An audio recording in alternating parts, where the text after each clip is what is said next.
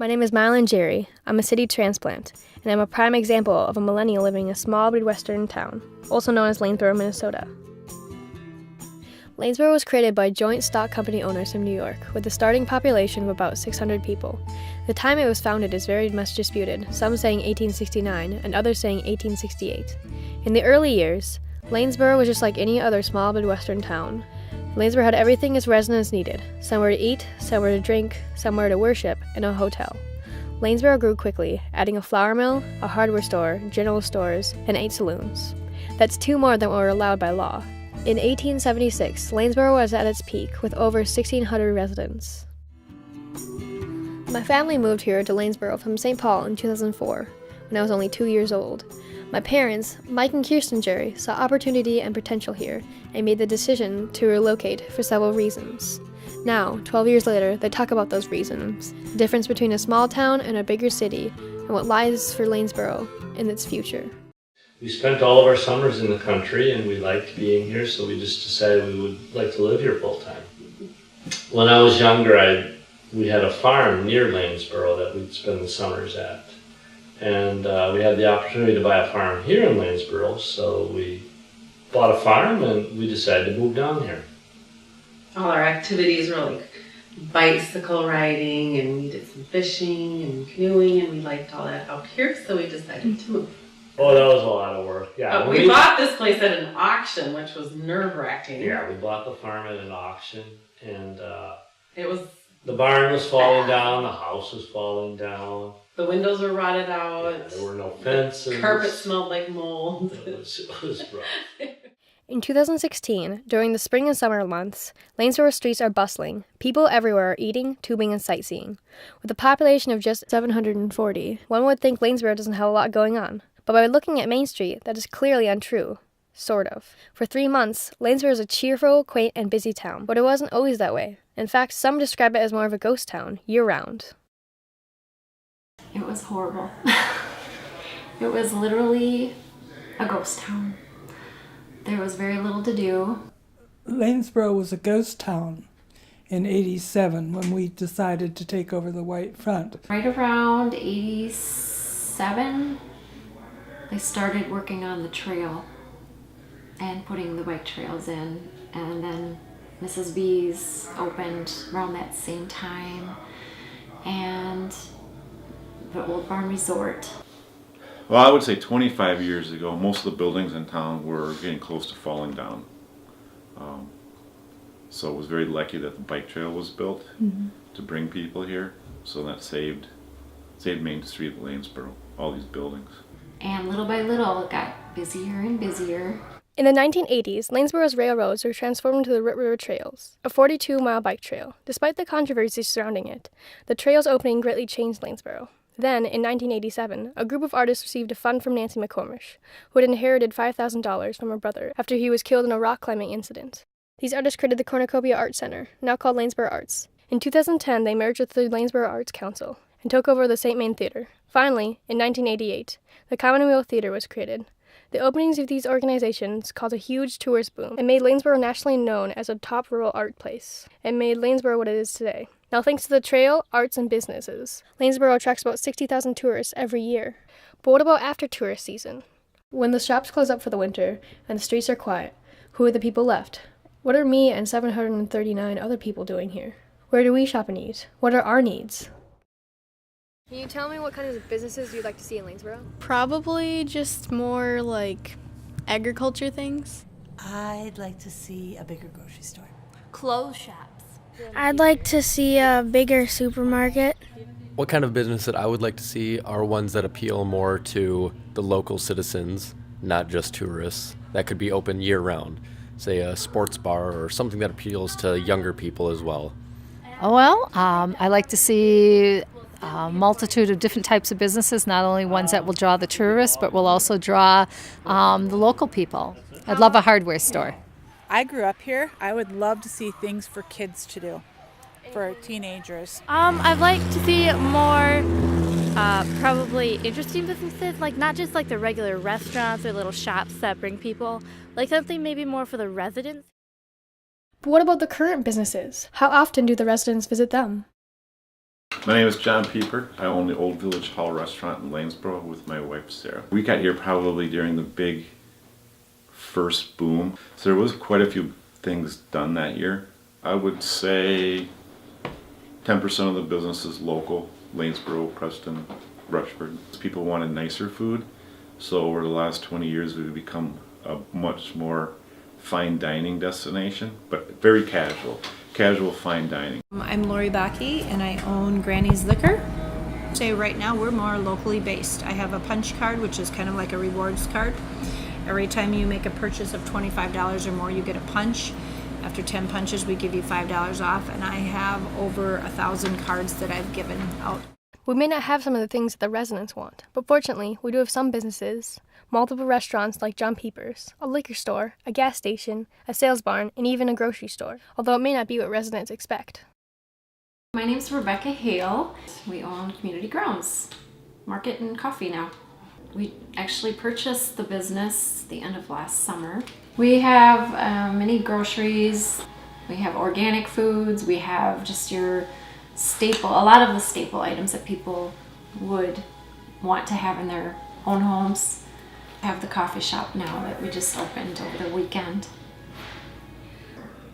Average customer is right now, well, over the course of the winter, it was the local people that came in and really supported us.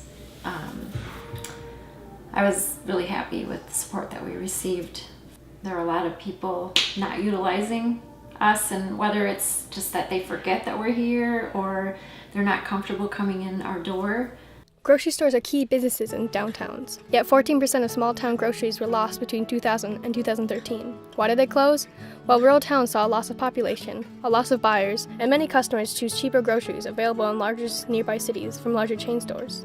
Rising shipping costs and the price of items, like produce, also become very expensive, making it hard for small stores to compete.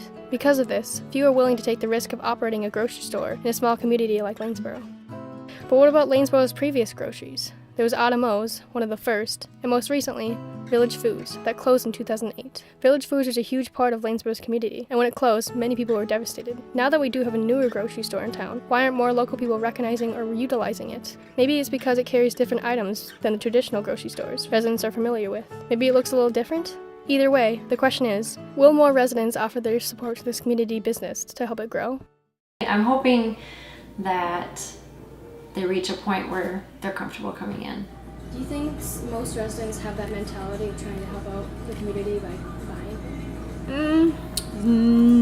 No, not everyone. I think a lot of people are all about the price and where they can get it the cheapest and don't think how they're helping a family. How often do you go to the businesses around your area in Lanesboro? Pretty often, like once a week. Not very often. Often. Because I'm in Rushford a lot, I do a lot of business there, but when I am in Lanesboro, I do business here. Not very often. I don't. So I can get pretty much everything I need here. About once a year, because we're not from around here. So the restaurants we patronize, I think that's about it. But what is next? We know what the current needs of the community are, so how do business owners, local leaders, and residents plan to achieve them? As you know, we're pretty much a tourist community, and we would like to grow this town into a real heavy 12-month community. So in the wintertime, we don't have businesses that close that can sustain themselves for over the full year. The concept plan basically is an outside look at Lanesboro. A person that has come in here that is nationally recognized, that is working with Lanesboro to advise us and suggest to us, with the input of our people here in Lanesboro, our citizens, what they want and what would make Lanesboro a brighter place and more productive, attract more people. As we look to bring young families into this town, and that's one of the areas that we're trying to concentrate on with our concept plan, is bring families from 27 years old to 40. We're missing that age group with families and young children to sustain our school system and grow our tax base. So areas that would bring those people to town. We're finding out there's a lot of telecommuters out in the world, and if we could make Lanesboro inviting for those people to come and do business here, work from their home, that is a big factor for us to look at. It's the challenge is getting them here the first time. I think once you get them here, we can keep them, but to get them to come to a town of 750 people is the challenge. That's why we're going to have, hopefully, Kelly help us with that. So my name is Kelly Ash. I'm the program coordinator here at the Center for Small Towns. We, at the Center for Small Towns, we help build capacity for communities by hooking them up with students to help them complete any sort of community development type projects that they have going on. And also us at the staff, and myself included, help communities develop work plans and what community development projects might look like and help them implement those projects. I also do a little bit of research on the side on small town issues. In our focus, you know, after high school and going into college, we fully expect our young people to go out and get education and that sort of thing, but we're finding that there's been several surveys done in the past by different areas that younger folks, after getting their college degree and working in a big city, are looking to come back home in the rural setting and leaving the big metropolitan areas. Currently, that's some of the sight that we're seeing happen. So those are the kind of people we want to grab onto. We want them to be invited into this town. We want them to be able to make a living and sustain themselves in this town, and be able to raise their children here. So just a quick talk about migration trends. So in small towns and in rural Minnesota, everybody thinks that once you turn 18, everybody leaves small towns and they never come back. But that's actually not true at all. Small towns in rural Minnesota do lose 18-year-olds. They lose them like crazy. And the only place you see gains in 18 to 29-year-olds are counties that have four-year universities in them. After that, though, from 30 to 49-year-olds, our small towns and rural see a huge amount of in-migration of 30 to 49-year-olds. These are people with young families. They may have young kids. They're looking for a home that are particularly a little bit more affordable. And if we look at some of the research done on these folks, why are you choosing to move to small towns? Because, let's face it, small towns and rural areas aren't actively recruiting 30 to 49-year-olds. They're recruiting, you talk to a small town and like, God, how do we keep our 18-year-olds? And it's like, no, you're not going to keep them. That's a losing battle. But you can recruit these 30 to 49-year-olds who are doing it, and we're not even trying. And if you ask them, why do you move back to small towns? And the top 3-4 things are all around quality of life issues. So they want a slower pace of life. They want small class sizes, access to outdoors, and affordable housing is the other one. So housing that's a little bit cheaper or more affordable or in their price range. What's interesting is that you don't see jobs mentioned among these folks. They're not moving because of a job. They're moving because they want to live someplace and they figure out the job after that. And the job might not be in that community. It might be 30, 40 miles away. That's just the way it is. For good or bad, none of my kids are going to stay. They're going to be dispersed. It'll be their choice. When they're in their 30s or 40s, whether they would ever want to come to And I don't think it's just all about Lanesboro. Once you've been raised here, and it doesn't matter where you are, you may end up in Estes Park, you may end up in Bend, Oregon, but you may end up choosing a place to raise your children that is like Lanesboro. It doesn't have to be Lanesboro, but I think that opens up. And I think it's the other way around too, is that if we have people that were raised in some of these kind of unique places, that if they happen to be in the Midwest, it could really help us recruit. So we figured it out. We know who the people are who live here, the reality of living in a small town, and we know what many people desire and need in town. So what about the future of Lanesboro? How can Lanesboro attract young families? Will young families and young people move back to Lanesboro? What could bring them back? Tell me what your plans are after high school. I'm not that quite sure. I know I definitely want to go kind of not around my area. It'd be kind of interesting to study abroad too. or sort of go to a bigger city for as far as college goes? Yeah, my plans for after graduation are to go to Benedictine College, which is in Atchison, Kansas. It's another small town atmosphere, so I'm not really changing from Lanesboro all that much. And I am considering going into engineering.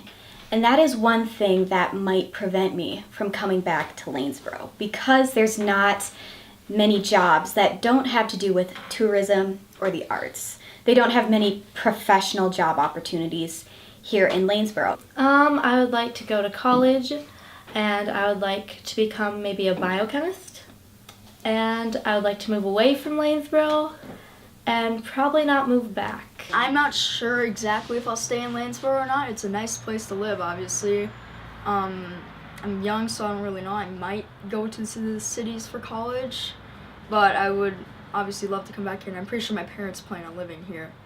And could you imagine yourself ever returning to Lanesboro? I don't think I could see myself returning to Lanesboro to live there.